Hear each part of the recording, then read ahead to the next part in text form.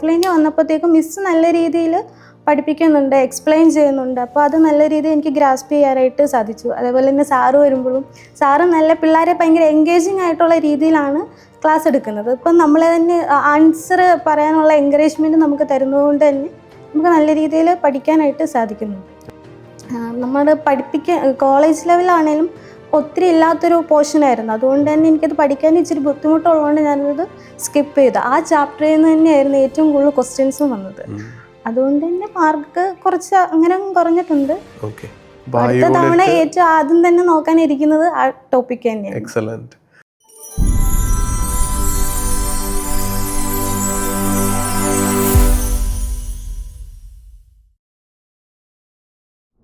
Hi everyone, ഇന്ന് നമ്മളോടൊപ്പം ഉള്ളത് ജ്യോതിലക്ഷ്മിയാണ്. കമ്പ്യൂട്ടർ സയൻസ് സബ്ജക്റ്റിൽ ഡിസംബർ 2025 സൈക്കിളിൽ നെറ്റ് ക്വാളിഫൈ ചെയ്ത വ്യക്തിയാണ്. സ്വാഗതം.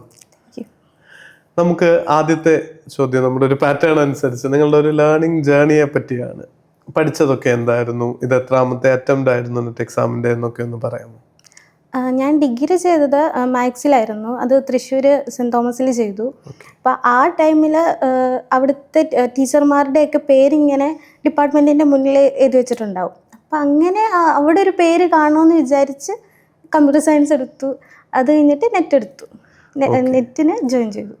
അപ്പോൾ ഇത് എത്രാമത്തെ അറ്റംപ്റ്റ് ആയിരുന്നു? ഇത് രണ്ടാമത്തെ അറ്റംപ്റ്റ് ആയിരുന്നു. ആദ്യത്തെ അറ്റംപ്റ്റ് ഒരു പ്രിപ്പറേഷനും ഇല്ലാതെ പോയി എഴുതി. രണ്ടാമത്തേത് ഇവിടെ കോച്ചിങ് എടുത്ത് എഴുതി, ഇപ്പോൾ കിട്ടി. സന്തോഷം. ജ്യോതി ഇങ്ങനെ പറഞ്ഞായിരുന്നു എൻ്റെ അടുത്ത് കോൺവെർസേഷൻ്റെ ഇടയിൽ, നെറ്റാണ് എക്സ്പെക്ടേഷൻ എന്നുള്ളത്. എന്തുകൊണ്ടാ JRF പ്രതീക്ഷിക്കാതിരുന്നത്? സാധാരണ എല്ലാവരും ആ ഏജ് ഒരു കടന്നു പോയിട്ടില്ലെങ്കിൽ JRFന് വേണ്ടിയിട്ടാണ് പ്രിപ്പറേഷൻ നടത്താറ്. എനിക്ക് പഠിപ്പിക്കണം എന്നുള്ളൊരു ചിന്തയായിരുന്നു. കുഞ്ഞിലെ തൊട്ടേ പഠിപ്പിക്കണം. അപ്പം ആദ്യമൊക്കെ കുഞ്ഞു പിള്ളേരെ പഠിപ്പിക്കാനായിരുന്നു ആഗ്രഹം. പിന്നെ വലുതായപ്പോൾ വലിയ പിള്ളേരെ പഠിപ്പിക്കാനുള്ള ഒരു ടീച്ചിങ്ങിന്റെ ക്വാളിഫിക്കേഷൻ നേടുക എന്നുള്ളതായിരുന്നു. ഇപ്പോഴത്തെ സ്വപ്നങ്ങളോ? ഇനി ഒരു എക്സാം എഴുതി JRFിലേക്ക് പോകാനുള്ള പ്ലാൻ ഉണ്ടോ? പ്ലാൻ ഉണ്ട്. JRF ഇപ്രാവശ്യം ആണെങ്കിൽ എനിക്ക് 9 ക്വസ്റ്റ്യൻസിനാണ് JRF പോയത്. അതുകൊണ്ട് ഇനി ഒന്ന് ശ്രമിച്ചാൽ കിട്ടുമെന്ന് ഉള്ളൊരു കോൺഫിഡൻസ് ഉണ്ടാവുന്നുണ്ടല്ലേ? സന്തോഷം. ജോയിൻ ചെയ്തു, രണ്ടാമത് ജോയിൻ ചെയ്തു. അപ്പോൾ നമ്മുടെ ഈ പരീക്ഷയുടെ പ്രിപ്പറേഷൻ ജേർണിയിൽ കുറച്ച് ലേറ്റായിട്ടാണ് തുടങ്ങിയെന്ന് ജ്യോതി പറഞ്ഞായിരുന്നു. I+ എങ്ങനെയാണ് അതിൽ ഹെൽപ്പ് ചെയ്തത്? മിസ്സിൻ്റെ ഞാനിവിടെ ഓഫ്ലൈനാണ്. അപ്പോൾ ഓഫ്ലൈനിൽ വന്നപ്പോഴത്തേക്കും മിസ്സ് നല്ല രീതിയിൽ പഠിപ്പിക്കുന്നുണ്ട്, എക്സ്പ്ലെയിൻ ചെയ്യുന്നുണ്ട്. അപ്പോൾ അത് നല്ല രീതിയിൽ എനിക്ക് ഗ്രാസ്പ് ചെയ്യാനായിട്ട് സാധിച്ചു. അതേപോലെ തന്നെ സാറ് വരുമ്പോഴും സാറ് നല്ല പിള്ളേരെ ഭയങ്കര എൻഗേജിങ് ആയിട്ടുള്ള രീതിയിലാണ് ക്ലാസ് എടുക്കുന്നത്. ഇപ്പം നമ്മളെ തന്നെ ആൻസർ പറയാനുള്ള എൻകറേജ്മെൻറ്റ് നമുക്ക് തരുന്നതുകൊണ്ട് തന്നെ നമുക്ക് നല്ല രീതിയിൽ പഠിക്കാനായിട്ട് സാധിക്കുന്നുണ്ട്. ഓക്കെ, മാത്സ് എടുത്തുകൊണ്ട് തന്നെ പക്ഷേ DI ഒക്കെ ഓൾറെഡി അറിയുന്ന മനുഷ്യനായിരുന്നു എന്ന് ഞാൻ വിശ്വസിക്കുന്നു അല്ലേ? വീക്ക് ഏരിയകൾ പേപ്പർ 1 ഏതൊക്കെയായിരുന്നു? വീക്ക് ഏരിയ എന്ന് പറയുന്നത് എനിക്ക് റിസർച്ച് വീക്ക് ആയിട്ടുള്ള ഏരിയ തന്നെയാണ്. അത് എത്ര നോക്കിയാലും ഇപ്പോഴും അവിടെ വീക്കായിട്ട് തന്നെ നിൽക്കുവാണ്. നമ്മൾ തന്നെ പഠിച്ചെടുക്കുക എന്നുള്ളത് മാത്രമേ എനിക്ക് പറ്റുള്ളൂ. ഓക്കെ, ക്വസ്റ്റ്യൻസ് ഒക്കെ വർക്ക്ഔട്ട് ചെയ്യുന്നതൊക്കെ ഹെൽപ്ഫുൾ ആയിട്ടുണ്ടോ ഇൻ ജനറൽ? PYQ ഒക്കെ 20 സെറ്റോളം ചെയ്തിട്ടുണ്ട്. അതുകൊണ്ട് തന്നെ ടൈം മാനേജ്മെൻറ്റ് നല്ല രീതിയിൽ കിട്ടി. എക്സാം ഹാളിൽ ചെന്നപ്പോഴാണേലും നല്ല രീതിയിൽ അത് പെർഫോം ചെയ്യാനായിട്ട് പറ്റിയിട്ടുണ്ട്. എക്സാം ഹാളിലെ മൈൻഡ് സെറ്റ് എത്രത്തോളം ഇമ്പോർട്ടൻ്റാ? ജ്യോതിയുടെ ഒപ്പീനിയൻ എന്താ? നമ്മൾ എക്സാം ഹാളിൽ ചെല്ലുന്നതിന് മുമ്പ് പല പ്രശ്നങ്ങളും ഉണ്ടാവും. ഇപ്പം എനിക്ക് തന്നെ ആണെങ്കിൽ എൻ്റെ ഫോട്ടോ വെരിഫിക്കേഷന് നടന്നില്ല.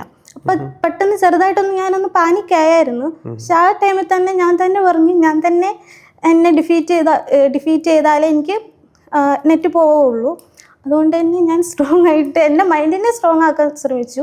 അങ്ങനെ കാമായിട്ട് പോയി അറ്റൻഡ് ചെയ്തുകൊണ്ട് കുറേയൊക്കെ ഹെൽപ്ഫുൾ ആയിട്ടുണ്ട്. തീർച്ചയായിട്ടും ഒരുപാട് ഹെൽപ്ഫുൾ ആയിട്ടുണ്ടാവണം. കാര്യം സ്ട്രെസ്ഡ് ഔട്ട് ആയി കഴിഞ്ഞാൽ നമ്മൾ പഠിച്ച കാര്യങ്ങൾ കൂടി മറന്നു പോകാനുള്ള സാധ്യതയാണ് കൂടുക. അപ്പോൾ ഈ ഒരു പരീക്ഷ അനലൈസ് ചെയ്തിട്ടുണ്ടാവുമല്ലോ, എന്ത് പോരായ്മകളാ പ്രിപ്പറേഷൻ ജേർണിയിൽ ജ്യോതിക്ക് ഉണ്ടായത്? അതിനെ എങ്ങനെ ഓവർകം ചെയ്യാൻ പറ്റും? അടുത്തൊരു അറ്റംപ്റ്റ് കൂടി കൊടുക്കാൻ തീരുമാനിച്ചല്ലോ.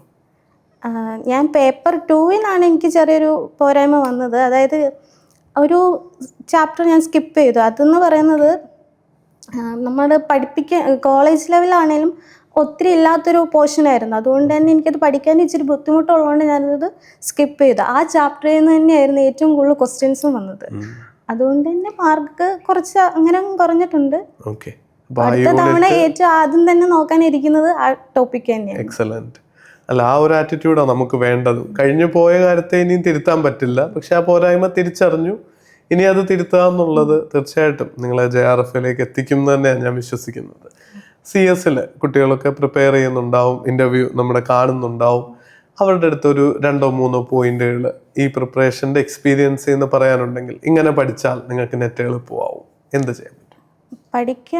നമ്മൾ ആദ്യം നമുക്കുള്ള റിസോഴ്സ് ആദ്യം നമ്മൾ പഠിക്കാൻ നോക്കുക. എന്നിട്ട് നമ്മൾ തന്നെ അത് മനസ്സിലാക്കിയിട്ട് നമ്മുടെ തന്നെ നോട്ട്സുകൾ എഴുതുക. എന്നിട്ട് നമ്മളത് റിവേഴ്സ് ചെയ്യുമ്പോഴത്തേക്കും നമുക്ക് കൂടുതൽ എഫക്റ്റീവായിട്ട് അത് ഫീൽ ചെയ്യും.